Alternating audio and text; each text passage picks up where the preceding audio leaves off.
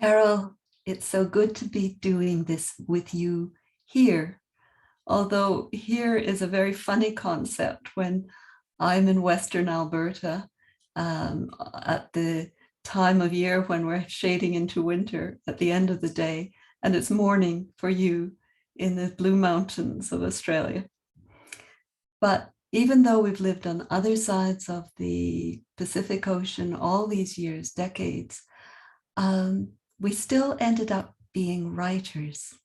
And I'm really delighted to be talking to you about your book, The Asparagus Wars, which makes me so proud that it's been released.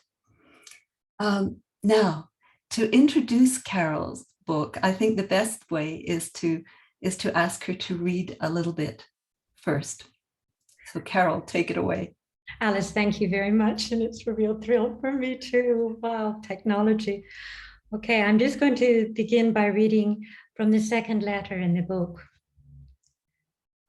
And this is the point where I have just woken up in the middle of the night and I'm talking to my daughter again. Marne region, northeastern France, 27 September 2017.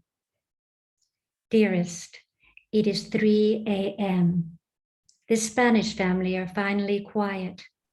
Half an hour ago, I padded downstairs to put on a kettle and be alone with my thoughts, although you, dear heart, are here too. The middle of the night has always been your favorite time, away from the daytime people, you said. Just one lamp and your fairy lights. No need to see in every corner of the room. We talked and talked. I can't stop talking to you. I feel compelled to tell you everything that is going on here and everything that went before, some of which you already know, but not how I felt about these things. I never told you how I really felt. Now, this is a passage that sets out the structure of the book in a way. It takes the form of a series of letters written by you to your daughter, my niece, Monica, that have been written from a rented cottage in the Marne region of France, which is the scene of the World War I battlefields. And that whole idea of war becomes a metaphor in this particular memoir. Now, as a poet, metaphors are my stock in trade, and they're never to me just a decoration. They're how you structure a piece of work. So I want to ask, because you're doing something very similar in your book, the whole book becomes a metaphor. Where did that metaphor of war come from in this particular narrative? And can you talk about how you use it to build the book?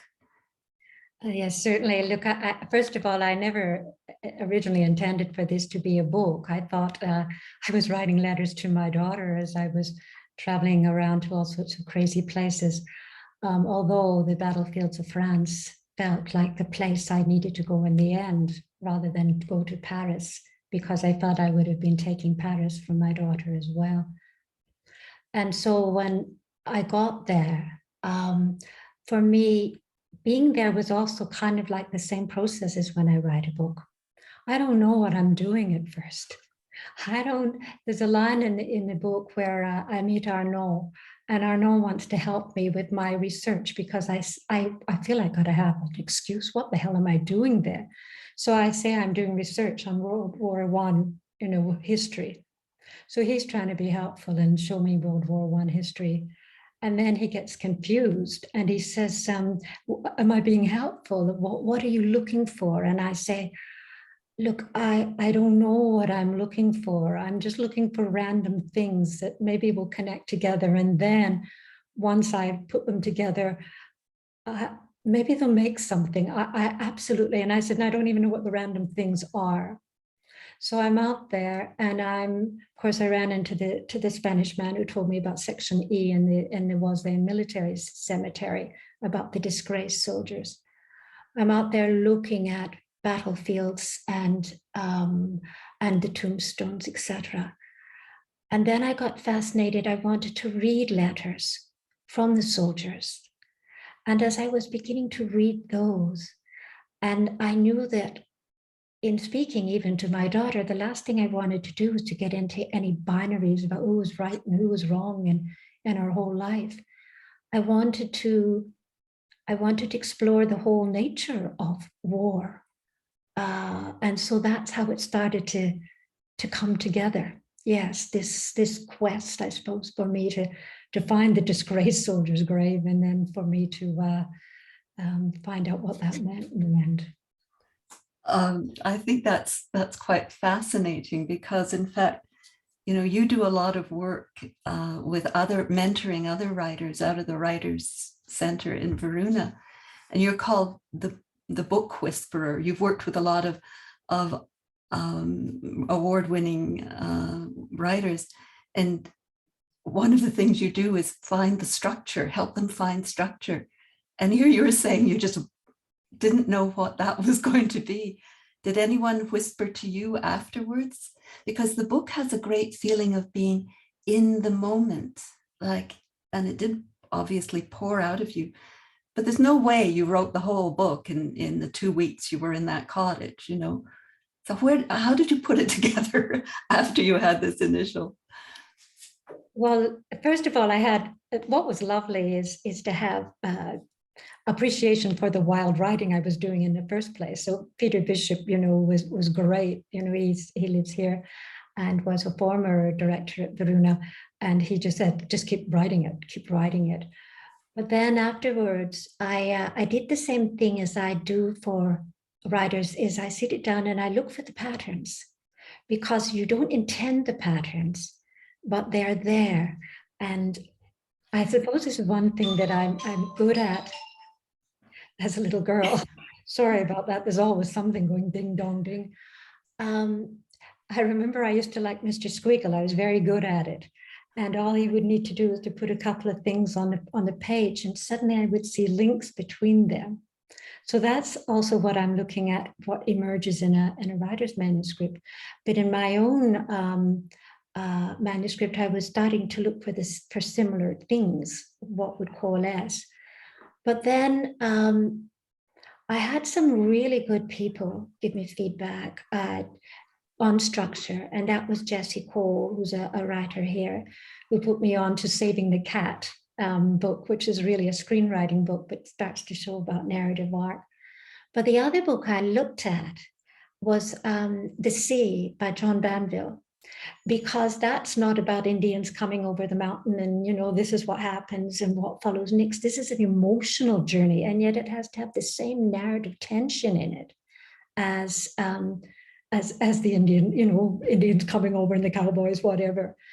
So I looked at what he had, and I kept studying that and using that to see how did I mark the same way. So we're in the present. I'm searching for these graves. But on that journey, there are, in every moment of the present, there's a million pasts, aren't there? No present is just the present unless you're really Zen. I'm sorry, always a whole past that are there as well. And so I would look for what is the leaping off point here for going into the past. What makes sense that you would suddenly go into the past to try to make sense of the present. And so that's constantly what's happening. I'm trying to make sense of the present, this search. And by doing that, I'm going into the past. But I must always stay on that same narrative corridor of the present, touchstone to go back and forward. I do get that. I'm trying to think how it plays out when I'm writing a poem. But of course, that's usually a much shorter piece of work. So the metaphor works out more tightly. But and a long prose work is a different rhythm. But yes, you still have to, in a way, it's keeping the reader oriented, isn't it? Yes. As well as the author's story, you're trying to keep the reader with you as you go through it. Yes, and usually what I do is I get butcher paper and I write the 2 lines. I put the present day line, And I make sure that that is still developing. So clearly, in timelines in France, you rearrange slightly so that you're getting the right things coming at the right time. So you might have met somebody one day and then you shift it slightly to another day, just so it goes well on the timeline. So you're looking at the narrative tension building in that. Then I have sort of funny little loops coming down, and I look at the past story and the illuminations, the moments in that, but they're also building towards a climax. And I keep toggling them back and forward, but always remembering that wherever I lead in the present story, if I'm walking towards a cliff, then I still have to, from the reflection, come back to those footsteps, or the reader will not be grounded in that physical presence. Yeah.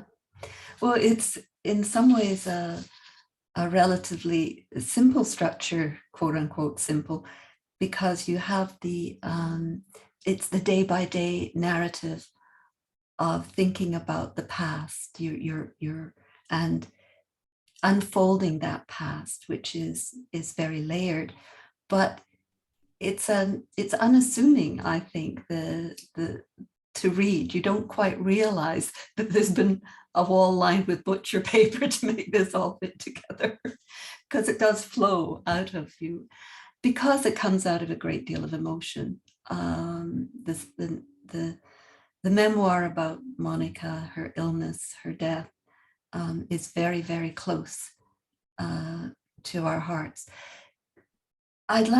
Monica was, and I'm using her name, but I want to ask you about that later, but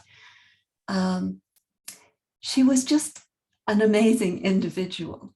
And I would like you to read part of the book that gives us a sense of her personality and the relationship between you. So over to you. Okay, I'll turn to this letter here. All right, it's at the end of one of the letters, actually. Who suffers most from this weakening condition? Who supports whom? I took you on that trip to Scotland with your Aunt Alice when you were 19 because I'd traveled at that age. I also wanted to put my mothering abilities on display, carrying you up flights of stairs into an aircraft, assembling wheelchairs, lowering you into baths. Do you remember the wooden footrest we had made so you could balance on the airline seat, except it kept sliding back and forth so you couldn't balance, and within no time were in such pain?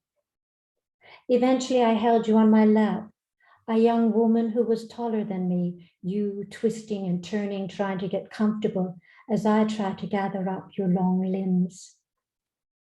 You asked to be taken to the toilet over and over again, and I carried you there too. Passengers whispered and stared. On the last trip, you told me to leave you in the toilet alone, but it was too dangerous. Then turn around. You were so tired of people staring. I turned and leaned against the wall, and my jaw tight from holding back tears.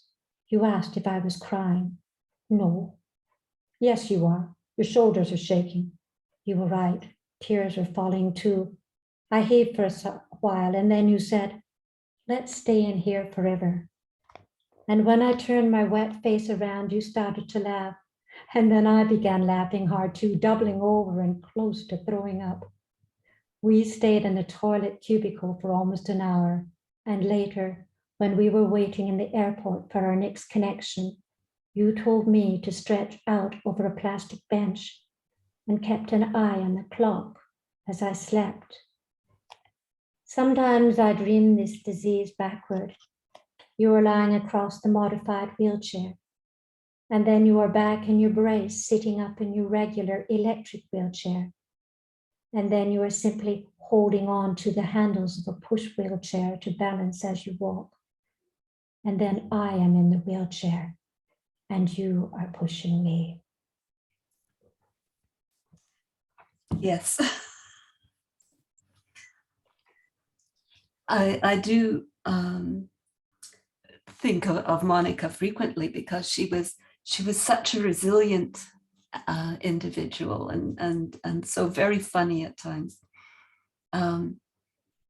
I'm going to crash your party, Carol, because I want to read a poem that I wrote for Monica years ago. We we had some adventures, didn't we? I always think of that trip to Scotland. But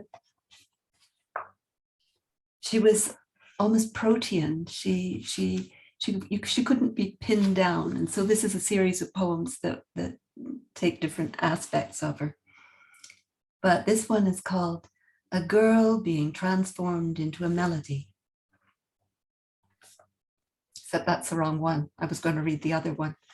A girl transforming the world into a fairy tale. Once upon a time, not so long ago, Monica in her wheelchair. We are believing in magic. She turns the staring children into frogs, the sidelong glancers into lizards. We are alone in the village, except for the flower seller who gave her red roses and the cafe waiter who is fair and charming. We have just bought fairy wings, a present for her little sister, though Monica now knows that star-tipped wands do not work spells. Instead, we order reckless cocktails, strawberry daiquiris, pink and frilled as tutus, and giggle over how we'll look going home, driving a wheelchair over the limit, shedding fairy dust from her packages. Her scornful, "They won't run me over," when entreated to move up on the sidewalk, watch out for the rough spots. She is making time stop like traffic. Her poems are full of stars and holes. So, yes, this is a very personal story, and Monica's name is actually never mentioned in it. Do you want to talk about why you didn't give her a name? There's a number of reasons. I mean, the first one is that when I went in the mornings to take over my shift, I would start massaging her first. I just come in quietly, and I used to massage the lower back because, you know, it had very, very the lordosis. And I would start massaging, and that's when she would say to me, "Tell me a story. What's happening inside? Did you have something nice for breakfast, etc." And in that moment, I would always say something like, "Dear heart, I am here," or I would say, "Dear heart," or my girl, or whatever. I never would say her name. It was that intimate moment between things. And I suppose later, as I saw that, I also, for the reader themselves, it could be their girl. It could be their dear heart. They're in the room. So there's something about announcing her name that feels terribly performative, as opposed to just the intimacy of my space with my daughter. So that is one of the reasons. The other reason is actually in your poem itself.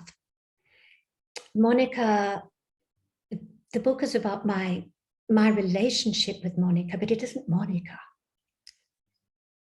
right? Monica, such a force. I mean, in the book, there's that line with the woman in taffeta coming out of her room saying, "I can't believe such a big person lives in such a tiny body." But she was transformative, and to start to say this girl, and maybe people look her up as that girl, or think, I couldn't do that. No. Yeah. There's another aspect to it, though. I mean, you have changed the names of people in this book, and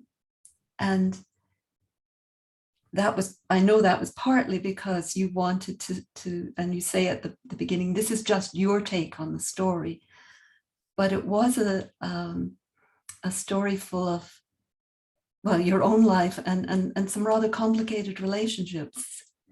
Do you want to talk a little bit about navigating that particular minefield?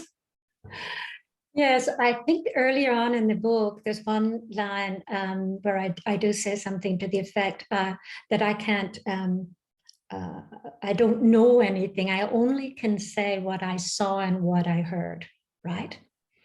So one of the things about writing this book was I had to go completely into the moment myself and how I felt. So that's a totally internal thing, you know, how did that feel? Because I want to take the reader to the same felt place in navigating that journey. At the same time, I don't want how I felt to hold a screen over their eyes to say what is happening.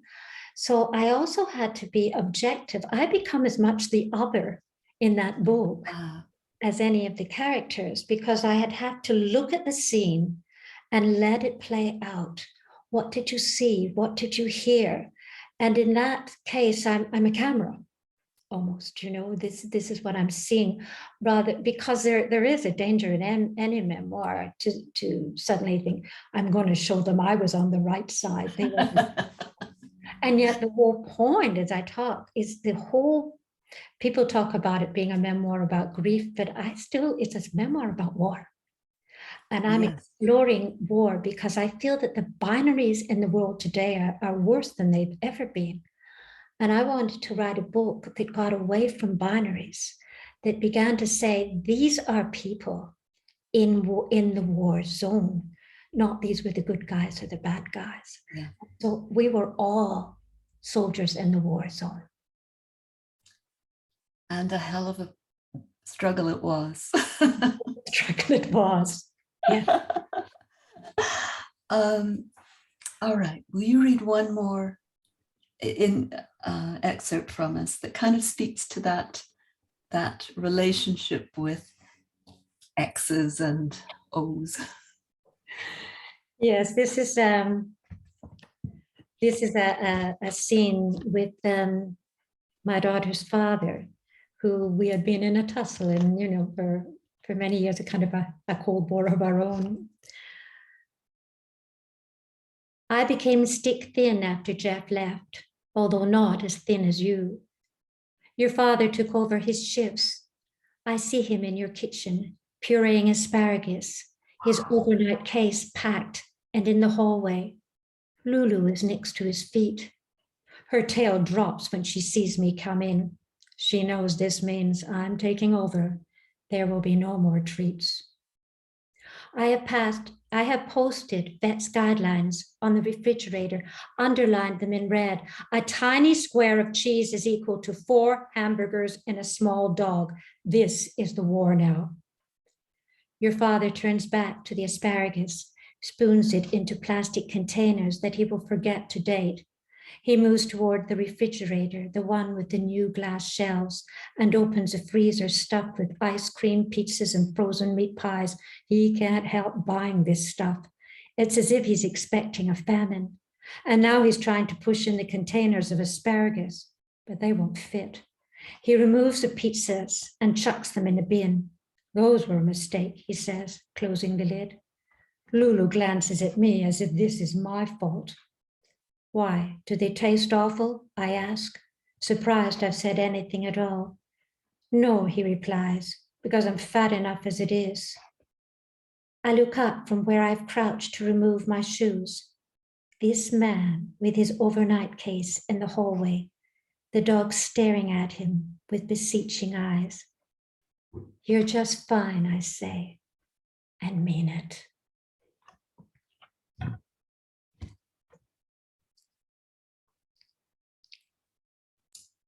Soldiers in the war zone. Soldiers in the war. Carol, once again, I'm so happy that we have this way of talking to each other. And I'm so proud of the book and grateful that we're going to be able to share this conversation with other people. Thank you. Thank you too, Alice. It's just been so lovely. Thank you very much.